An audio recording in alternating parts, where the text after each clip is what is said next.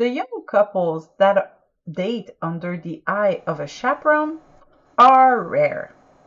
By the way, it's not even a biblical practice. Yet, in many Christian circles, we still hear about it. So, do we leave that in the past, or it's still wise to use it?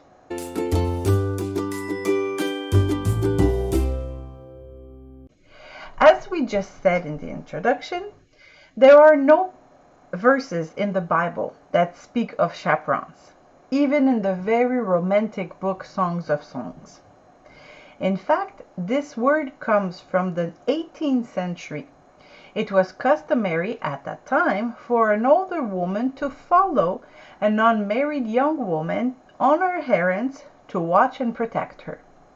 The idea has remained and has been very popular in the Christian community to help young couples stay pure until marriage. And this idea is not bad per se. It even shows some wisdom. Intimate relationship should be saved for marriage.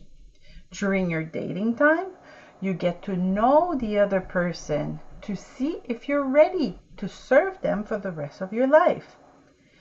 During this period, you develop your friendship with them and with their group of friends.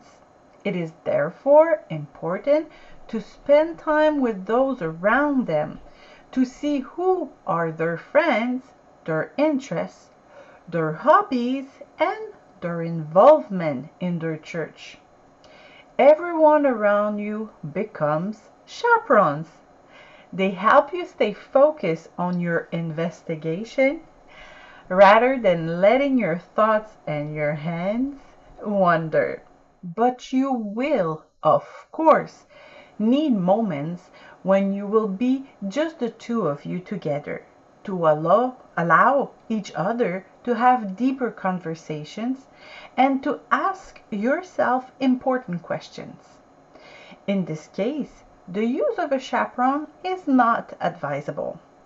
You can go to the cinema or restaurant without having anyone watching over you. On the other hand, it might be wise not to be alone in your apartment, for example. If you want to cook a nice dish to your partner, it might be wiser to invite other people.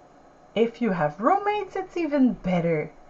You can have a good dinner with the one that makes your heart beat, but you stay cool, knowing that your roommate is in the next room. It is up to you too to impose limits on yourself to stay in God's plan.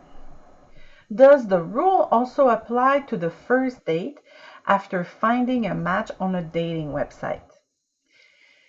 Since we never know if the person we met online really is who they say they are, should we have a chaperone on our first date?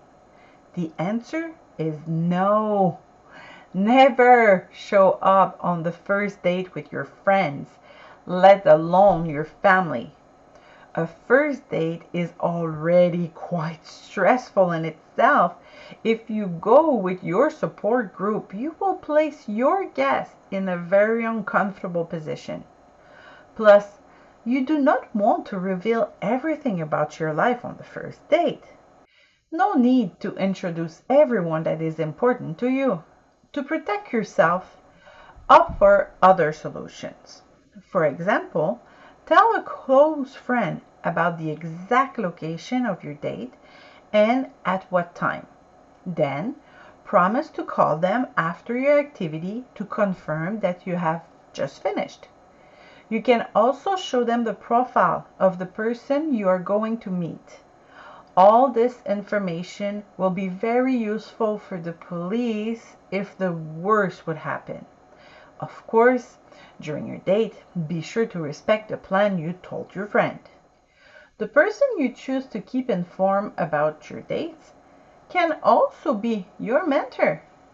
Indeed, it is wise to choose a mentor during your time of dating. Your choice should be someone who is successful in their marriage so that they can give good advice to you.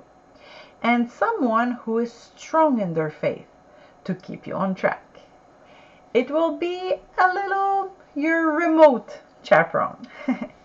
If you choose to keep them informed about your relationship, they can help you put the brakes where you need to do so and convince you to forgive when necessary. You can even decide to report to them regularly. Then, when you are in a moment a little too hot with your partner, you will remember, that you have to give a report to that mentor, and your enthusiasm will certainly cool down. Be wise in your dating. Take all the necessary means to stay in God's plan, because that is where the blessing is.